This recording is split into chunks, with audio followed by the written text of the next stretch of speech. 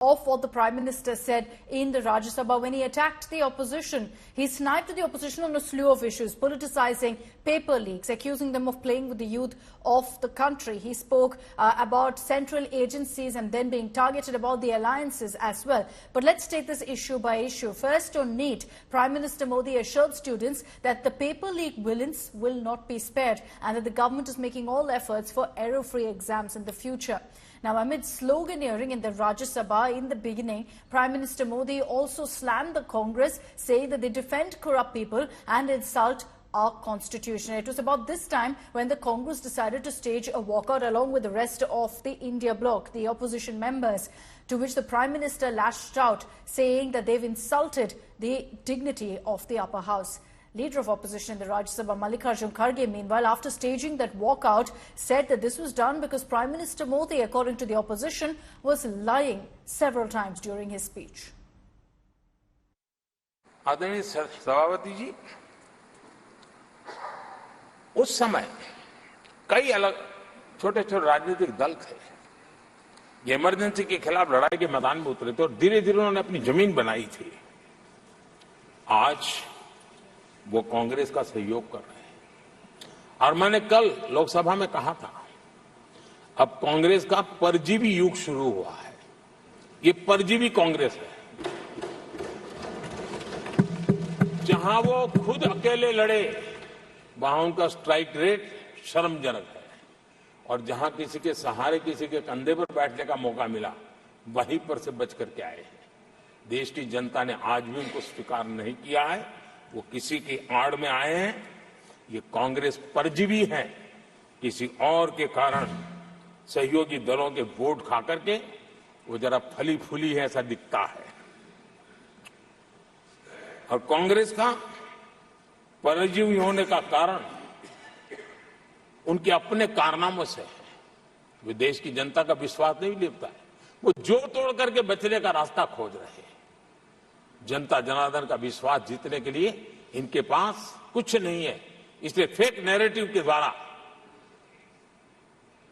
Fake video के द्वारा देश को भ्रमित करके, गुमराह करके अपने कारनामे करने की आदत है।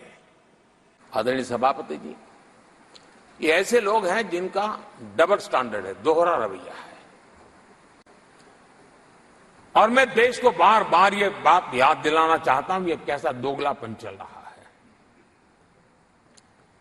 ये लोग दिल्ली में एक मंच पर बैठ करके जांच एजेंसियों पर आरोप लगाते हैं, भ्रष्टाचारियों को बचाने के लिए रैलियां करते हैं और केरला में उनके शहजादे,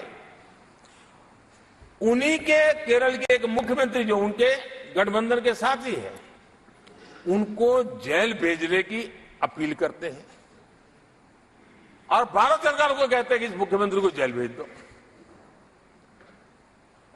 दिल्ली में ईडी, सीबीआई की कार्रवाई उस पर हाय तौबा करते हैं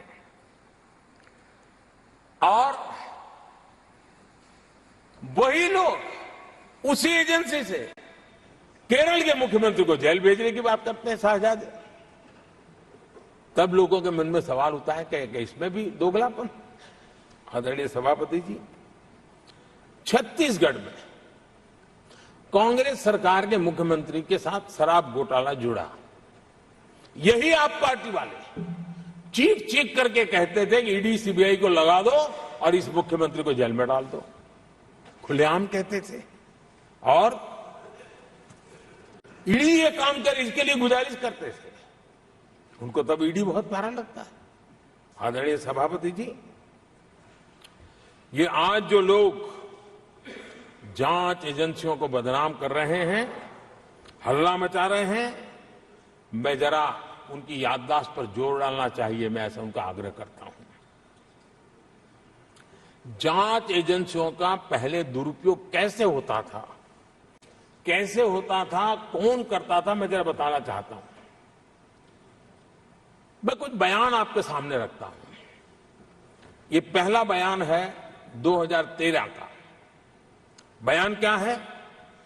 कांग्रेस से लड़ना आसान नहीं है, जेल में डाल देगी, सीबीआई पीछे लगा देगी। कांग्रेस सीबीआई व इनकम टैक्स का भय दिखाकर समर्थन लेती है। ये स्टेटमेंट किसका है? ये बयान है स्वर्गीय मुलायम सिंह जी का। आदरणीय सभापति जी,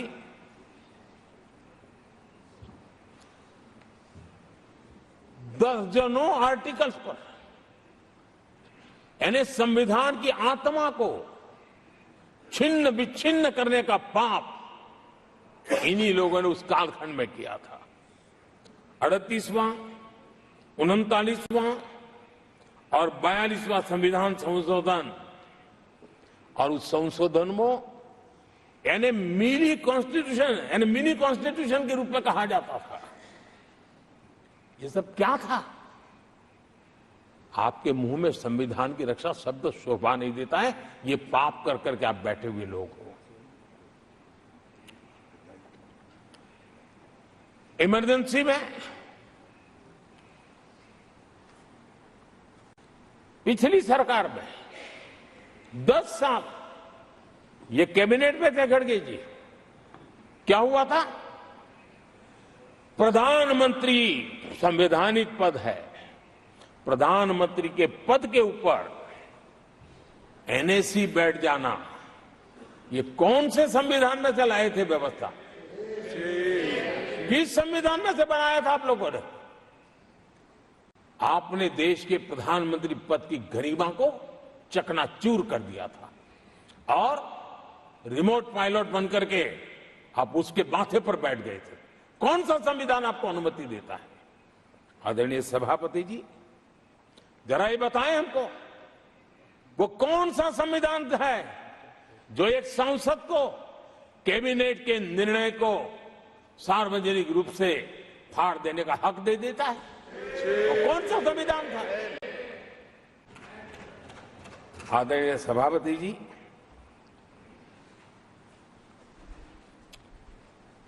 जब खड़गे जी ऐसी बातें बोलते हैं तो जरा पीड़ादायक लगता है, क्योंकि इमरजेंसी के दौरान संविधान पर जो जुल्म हुआ, जो बुलडोजर चलाया गया संविधान के ऊपर, लोकतंत्र की धज्जियां उड़ा दी गई, तब उसी दल के महत्वपूर्ण नेता के रूप में उनके साक्षी है, फिर भी सदन को गुमराह कर रहे हैं। आदरणीय सभापति जी, आपातकाल को मैंने बहुत निकट से देखा है। करोड़ों लोगों को कल्पना भार की यातनाएं दी गई है, उनका जीना मुश्किल कर दिया गया था, और जो संसद के अंदर होता था वो तो रिकॉर्ड पर है। भारत के संविधान की बातें करने वालों को मैं पूछता हूं, जब आपने लोकसभा को 7 साल चलाया था, लोकसभा का कार्यकाल 5 साल है, वो कौन सा संविधान था जिसको लेकर के आपने 7 साल तक सत्ता की मौज ली और लोगों पर जुल्म करते रहे? और आप संविधान हमें सिखाते हो? हम सबने इसलिए वॉकआउट किया कि जो प्राइम मिनिस्टर अपना राष्ट्रपति अभिभाषण पर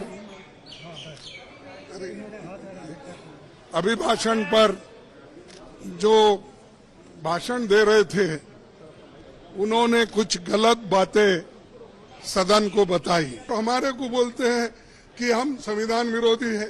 अरे खुद विरोधी है, जन्मता ही विरोधी है, शुरू से विरोधी है। संविधान सभा के समक्ष संविधान के प्रारूप के अबाध रूप से प्रस्तुत किए जाने के समस्त श्रेय पर कांग्रेस पार्टी का हक बनता है। ये बात मैं कहने वाला था, और मेरी बात सुन रहे नहीं। मैं मिनटों से हाथ उठा रहा हूं।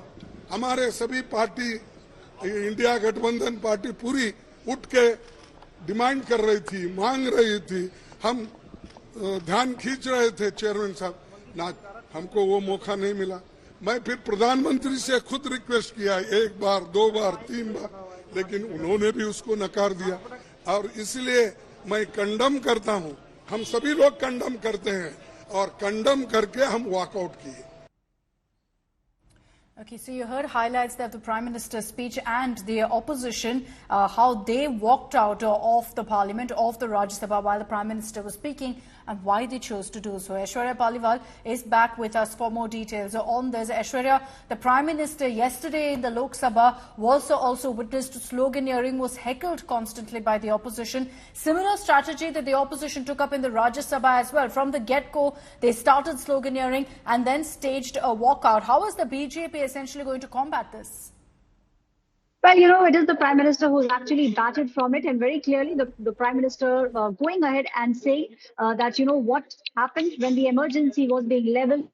He himself knows about it, because let me tell you, Akshita, the two words which are very important here, one is the emergency and the second is the constitution of the country. We are seeing how on one side is the Congress party, which time and again has been speaking about the constitution. The Prime Minister saying, where was the constitution when your party, when Indira Gandhi actually made sure that there was emergency that time? Did the constitution, what actually happened to the constitution that you are now showing to the people? So we are seeing a very combative BJP, but let me tell you, we are seeing how the parliament session has almost come to an end now. But let me tell you, once the session is over, we will see a very aggressive BJP, and they will have a strategy in place, Akshita, for the next time when there is a face-off between Rahul Gandhi and Prime Minister Modi. A strategy definitely will be put in BJP. But yes, BJP not backing down, and Prime Minister time and again speaking about the constitution and the fact that it is the Congress party which does not respect the constitution of the country.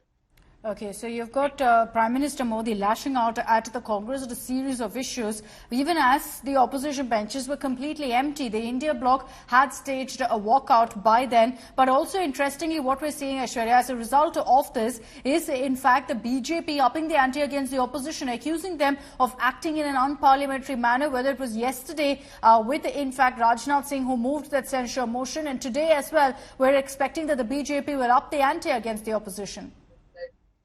Well, definitely, we will see that the Bharatiya Janata Party will be raising fingers at the Congress party, and this is what Prime Minister spoke about yesterday. He said that Rahul Gandhi is just a baby who's been whining for quite some time. He goes to his people and he says that they have in fact won, but that is not the case. The Prime Minister reiterating the fact that the largest party on the floor of the parliament is the Bharatiya Janata Party with 240 seats, and saying that the only number that the Congress has is 99 at the moment, not even close to 100. So the Prime Minister time and again speaking about the fact that a fake narrative is being pushed around by the Congress party, but in reality, things are very different. Prime Minister saying that the people, after 60 long years, after 6 decades, has now once again put faith in Prime Minister Narendra Modi and in the BJP. And what the Congress party and its allies are trying to do is only spread fake news and not respect the constitution and even the parliament.